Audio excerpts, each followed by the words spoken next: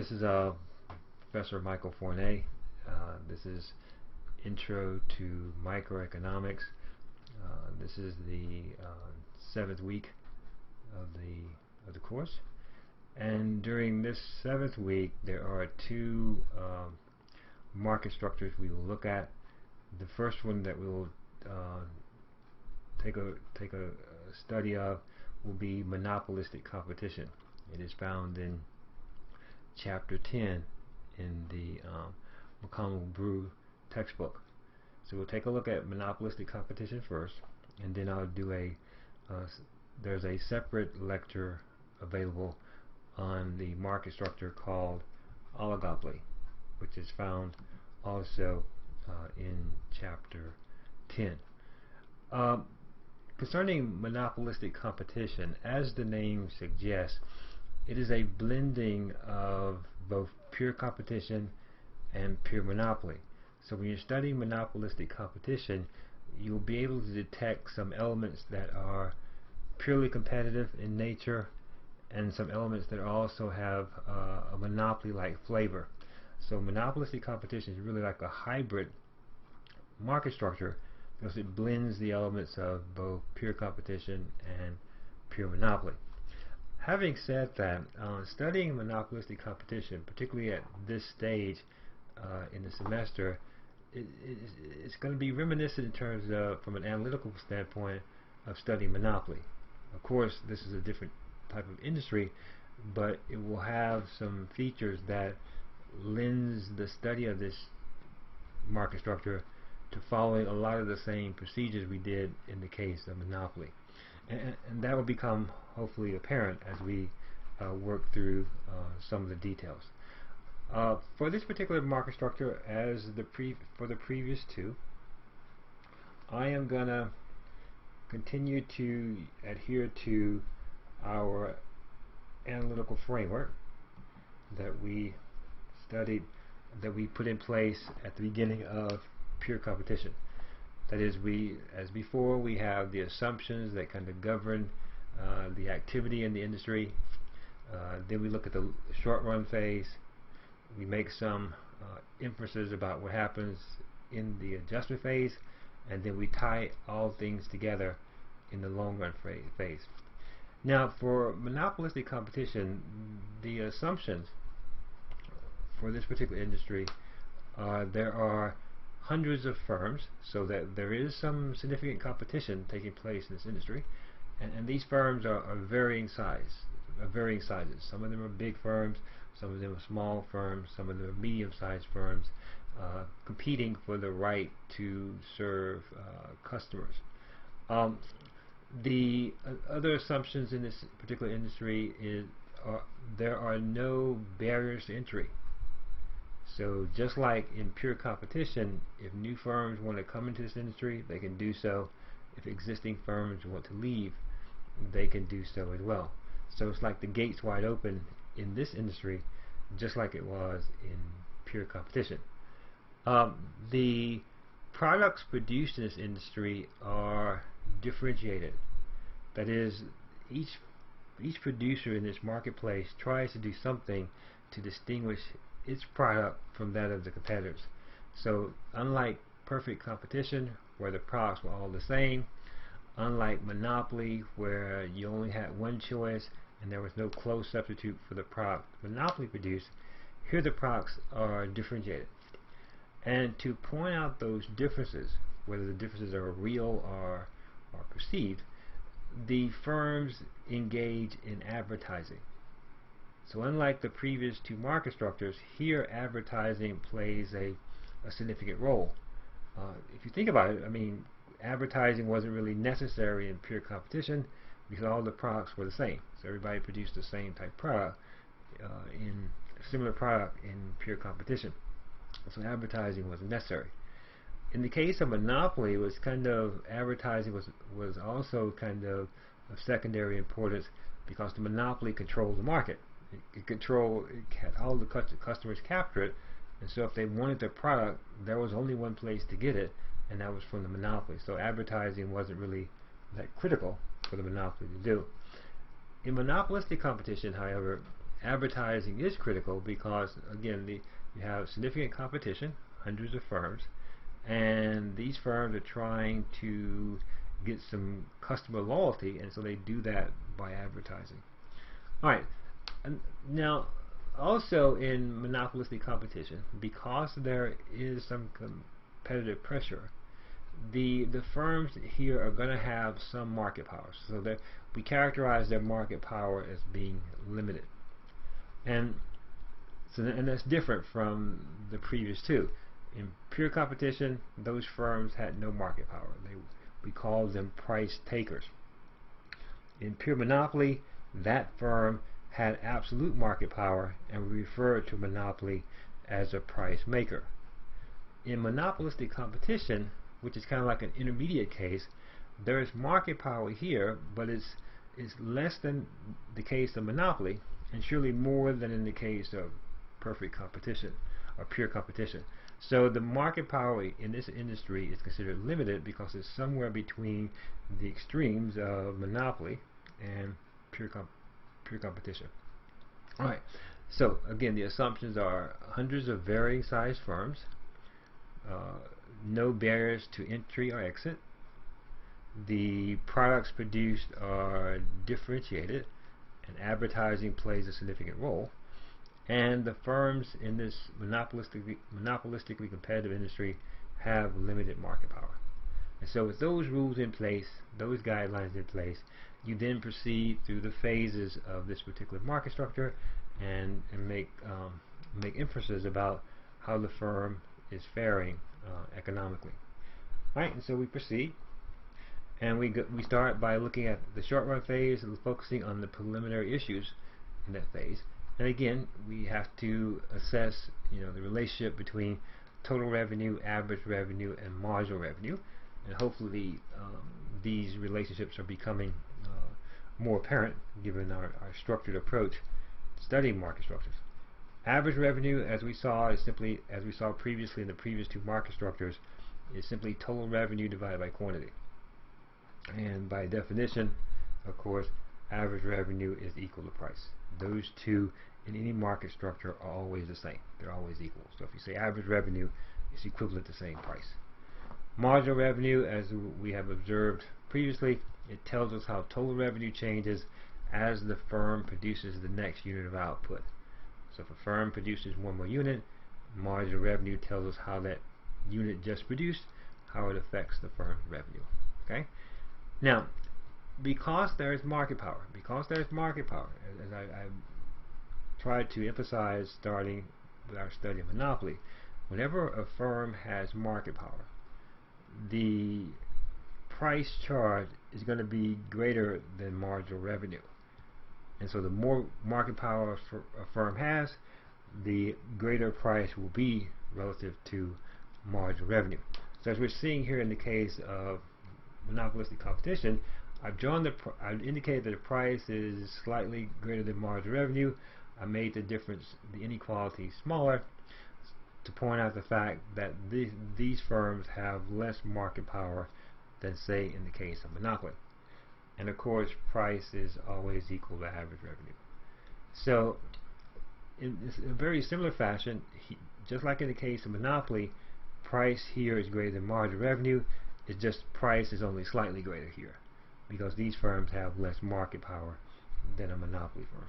Okay. In terms of finding Q star, like before, we always adhere to finding where marginal revenue would equal marginal cost, and the firm will produce at that point. And at that point of production, either its profits would be the highest or its losses would be the smallest. Now, the third step, as before, you build a numerical and graphical model for the firm, and I'm not going to do that in this particular lecture because I'm hoping that you have grasped at this point the sense of flow that occurs when you start studying market structures. And so really what we need to just observe is that if a monopolistic competitive firm has less market power than a monopoly, then what that means graphically is the demand curve for a monopolistically competitive firm will be flatter than a monopoly's demand curve.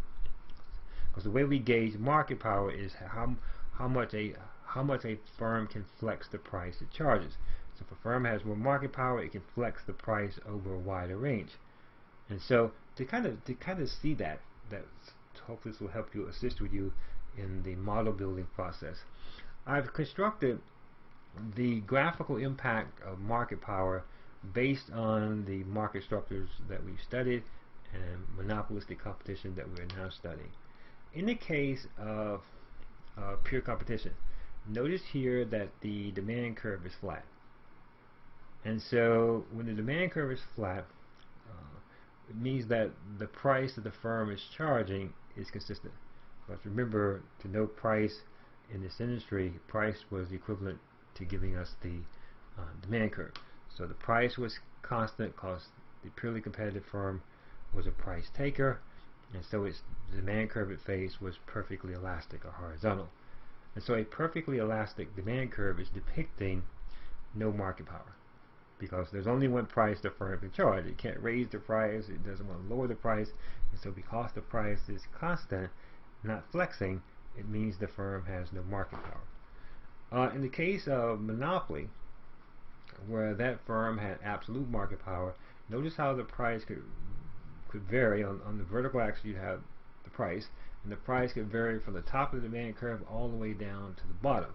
And so that's graphically depicting the fact that the monopoly had what we call absolute market power. It could flex the price a lot.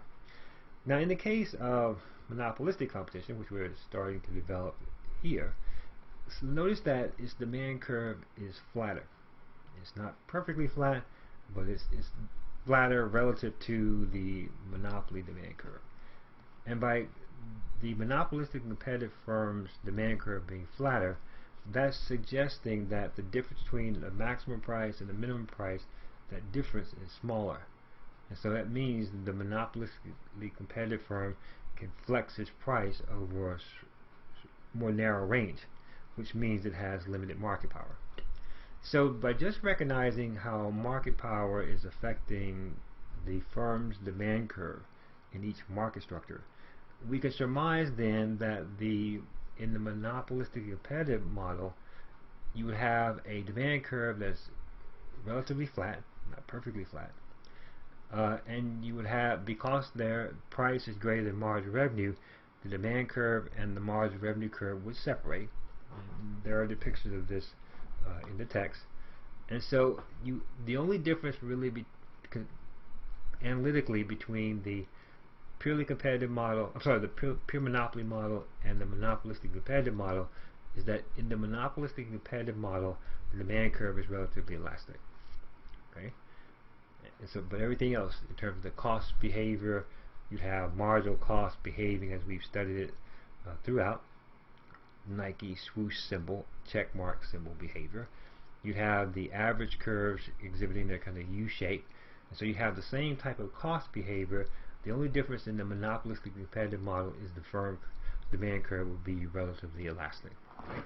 Alright, and so with that observation, we can then apply the same steps for analyzing the monopolistic competitive firm model that we applied to both the monopoly model and the purely competitive model.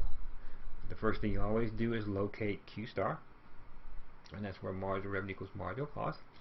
And once you find Q star, you go vertically from Q star until you bump into the demand curve right above Q star. And then horizontally, going horizontally from that point of the demand curve to the price axis, you find the price. So you take that price, you multiply it times Q star, and that would give us the revenues the firm would make. Okay. To determine the total cost, you go again. Everything is anchored on towards Q star. Once you find Q star, you go vertically from Q star until you touch the average total cost curve directly above Q star. And that point on the average total cost curve gives us the specific average total cost associated with producing Q star units of output. So you take that average total cost value, multiply it times Q star, and it gives you total cost. Okay, so the procedure is the same. It's the same. We did the same procedure in pure competition, pure monopoly, And now we're replicating the same process again in monopolistic competition. And then when you get to step 4, we have to make an economic assessment of things, and we apply the same caveat we've applied in the previous 2 market structures. If the first 3 steps, for example, reveal that the firm is making an accounting profit, we transform that into economic profit by simply saying the accounting profit earned is greater than the accounting profit to be earned elsewhere, and that would make the firms participating in this industry, that is this choice, the best choice, which is what economic profit suggests. Okay, so you apply the same steps for analyzing the monopolistic competitive firm model. Again, the only difference analytically is your demand curve for a monopolistic competitive firm is relatively elastic. Okay. Alright, so once you've done that, then coming out of the short run, you have the same set of possibilities for monopolistic competition. Profit, occurs when price is greater than average total cost. Accounting profit occurs Q star when it's where marginal revenue equals marginal cost, and Q star would be a positive amount for the first 3 scenarios. And to determine the economic profit or loss, you compare the total revenues to the total economic cost.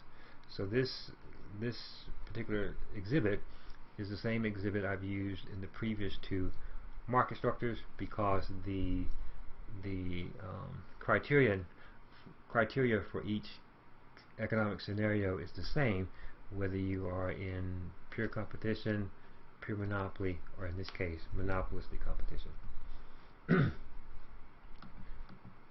Alright, now, so once we have those short-run possibilities, the short-run economic scenarios, the question becomes, how then does a monopolistically competitive industry, how does it adjust? What adjustments take place? And are adjustments possible? Well, given the assumption that there are no barriers to entry, that allows then firms to come into the marketplace, which would cause adjustments, and firms leaving would also cause adjustments. Now, as we saw, for example, in pure competition, when economic profits were made in the short run, that would cause firms to want to enter that market.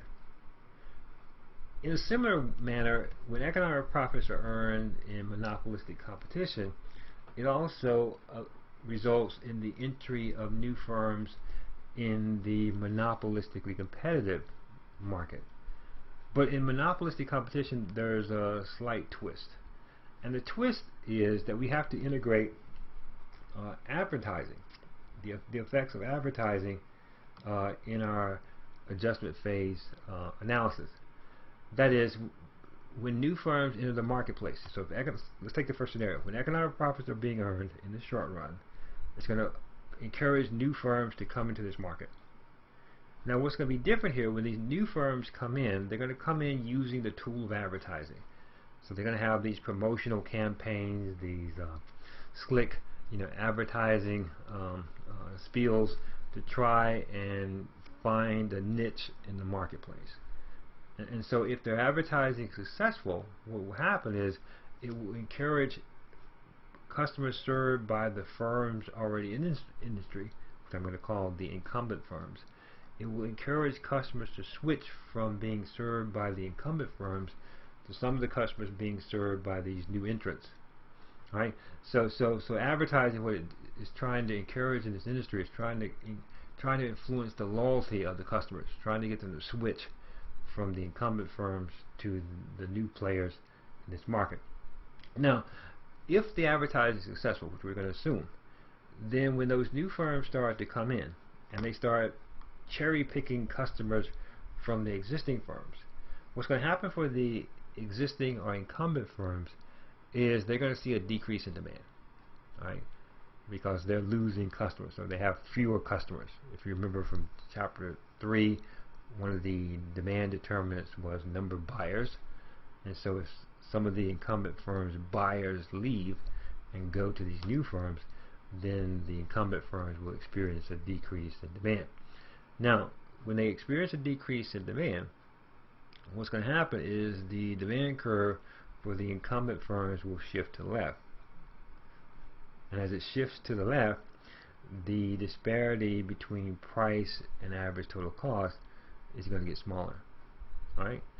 So when the new firms come in, they're going to experience a decrease in demand, and a decrease in demand is going to result in the price falling for the incumbent firms, right? And so the price will continue to fall. It will fall until it equals average total cost. Right. So once the price equals average total cost, then we'll have the break-even scenario, and the entry of new firms will stop. Right. Now, if losses occur, then the opposite adjustments occur. So if economic losses occur in the short run, then some of the firms in the industry will leave. Some of the incumbent firms will exit the market. Now when they exit, the firms are leaving, but the customers stay behind. So it's like the firms are getting out of the market, but the customers remain there. And so those customers then will need to find new sources of new firms to provide them with their goods and services. And that presents an opportunity for the firms that stay behind, because not all firms leave, just some of them leave. And so for the ones that stay behind, they can pick up those residual customers, hence have more buyers, and experience an increase in demand. And when they experience an increase in demand, the price in this industry will start to rise. Because remember, we're starting with price in the economic loss case. We're starting at the point where price is less than average total cost. And so when the remaining firms that stay in the industry experience an increase in demand, price starts to rise, and it rises until the disparity between price and average total cost is eliminated. We end up with price equaling average total cost. And once price equals average total cost, the exit of firms stop, and the adjustment phase at this point is over. Right? So the twist here is you have to integrate the effects of advertising, and you're unlike in pure competition where we looked at more firms coming in and that altered market supply. Here when we have firms coming into a monopolistic competitive market or leaving a monopolistic competitive market, the demand curves for the incumbent firms are affected based on the entry and exiting of these new firms. Okay. All right. Now, if we had coming out of the short run economic break-even, where price would be equal to average total cost, then in those conditions, there's no incentive for new firms to come in, and there's no incentive for existing firms to leave, because we're already in a break-even state, and so the firms in the industry couldn't improve their lot by going elsewhere, and firms outside the industry couldn't improve their lot by coming into this monopolistic competitive industry. So in economic break-even, if that occurs, there's no adjustments in terms of entry exit. If we had shutdown occurring in the short run, where price is less than average variable cost, then the firms in question would simply stop producing, because they'd be better off producing nothing and limiting their losses to just fixed costs. And so production would stop, and if production stops in a market, that market quickly ceased to exist. Okay. So you have the adjustment processes that play out in monopolistic competition. You just have to integrate the effects of advertising. Now, to kind of recap what we've done thus far, coming out of the short run, you have the four possibilities. You have four possibilities coming out of the short run. You have economic profit, economic loss, economic break-even, and shutdown. Okay. Now, whichever scenario occurs in the short run, that then feeds into the adjustment phase, and the adjustments play out as we just described. If you have profit case in the short run, that's going to lead to the entry of new firms, and they will corrode those profits to where we go from economic profit to, in the adjustment phase, break even. If we have losses occurring in the short run, it's going to result in some of the incumbent firms leaving. As they leave, it's going to take the remaining firms in the industry will pick up extra business, and those firms will go from losses to economic break even. If we have break even coming out of the adjustment phase, then of course no adjustments take place because there's no incentive for firms to move in or out of the industry. So it looks like coming out of the adjustment phase, ignoring the shutdown case, the adjustment processes, which is really the dynamics of competition, kind of level the playing field to where the three possibilities in the adjustment phase that are relevant would be price equaling average total cost. So coming out of the adjustment phase, we take that likely possibility of price equaling average total cost and we extend it over to the long run. So in the long run, like in the case of pure competition, the firms will experience economic break-even. Competitive pressure in this industry is significant enough to also significantly level the playing field. Alright, so proceeding then to the long run phase, we have to ask ourselves the question, how does this industry fare when it comes to efficiency? Keeping in mind that there is significant competition here. There are hundreds of firms competing. It's not as intense as pure competition, where you had thousands of firms competing, but there is significant competition in this industry. So we would expect the results to be much better than we saw in the case of Monopoly, where there was no competition. And so to kind of assess that, we applied the same tests as before, the allocative efficiency test and the productive efficiency test. The allocative test, of course, is the resource test, and the productive efficiency test is the minimum cost test.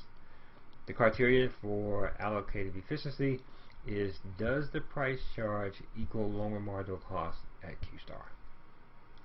And in the case of monopolistic competition, the answer is no, it doesn't, because the firms do have market power and the price they're going to be charging is going to be slightly elevated above that which we would see if the industry were purely competitive. So because these firms can flex price due to their ability to create kind of niches in the marketplace, we expect price to be slightly above lower marginal cost. And in the case of the productive efficiency test, which is focused on the criterion of whether or not price equals minimum long run average total cost, the issue becomes, does the price charge coincide with the lowest point on the average total cost curve? We saw coming out of the adjustment phase that the price would be forced to equal long run average total cost. But the question is here, is it long run average total cost at the lowest possible point on the average total cost curve? And the answer here is actually no. Even though price equals long run average total cost, it doesn't equal long run average total cost as the minimum point on the average total cost curve. And so as a result, we say that a monopolistically competitive firm is slightly productively inefficient.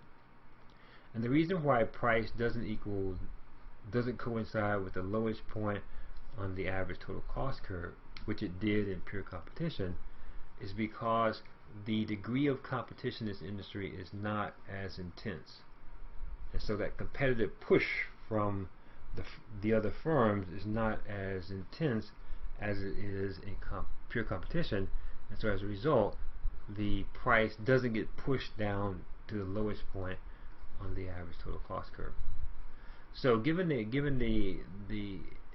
inherent nature of monopolistic competition, and given the fact that the firms have limited market power, the price in this industry is going to be elevated relative to pure competition, and as a result, the price will not coincide with longer marginal costs. Price will be greater than longer marginal costs, which suggests allocative inefficiency.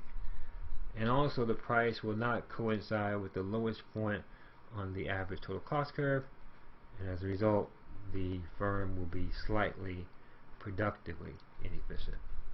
So it fails a monopolistic competitive firm fails both tests, but everything is relative. And to kind of see that in terms of analogy, if I were to grade a purely competitive firm based on the efficiency test, I would give that firm a grade of 100 because passed both tests with flying colors. If I were to grade a monopoly firm on the efficiency test, I would give that monopoly a grade of F. In fact, a very bad F, because the monopoly failed both tests miserably. In the case of monopolistic competition, I would have to give a monopolistically competitive firm probably like using the analogy, maybe a D or D plus. Is kind of in that the zone between almost passing, but really kind of not quite fully failing. And so as a result, I would give a monopolistic competitive firm kind of a grade of D when it comes to the efficiency test. A lot of good things there, but some things that definitely would need some improvement. And so when we tie all the pieces together and kind of assess the activities from a long run perspective, we can say in general that in monopolistic competition, the firms are going to experience economic break-even, as we saw coming out of the adjustment phase. As we just observed, the price charge is going to be slightly above lower marginal costs, so the firms will be allocatively inefficient to some degree. And the price charge, as we just described, will be slightly above the minimum low and average total cost point, which implies the firms are going to be slightly productively inefficient. Alright, so there is some waste in this industry, not clearly on the scale of monopoly, and the customers in this industry are paying a slightly higher price relative to peer competition because the firms do in fact possess some market power. Okay, so that's the monopolistic competition story. Make sure you couple the discussions in this presentation with the exhibits in your textbook, and hopefully you can see now the connections between the models for pure competition, the models for monopoly, and now the models for monopolistic competition. Really, we're just the differences between the models really is reflected by the degree of market power. When there's no market power, the firm's demand curve is perfectly elastic. When there is significant market power, demand curve has a typical downward sloping shape, and when there is limited market power, the firm's demand curve will be relatively elastic, as we discussed in this case. Okay, so that's the story concerning monopolistic competition. If you have questions or comments, please send me a message. I'd be happy to respond to those questions. Also, make sure you look at the second lecture on oligopoly, which is also discussed in chapter 10. I found it more efficient to break the two market structures apart as opposed to discussing them simultaneously. So take a look at this material again as much as you like. Look at the video on oligopoly and study hard. And until next time, take care.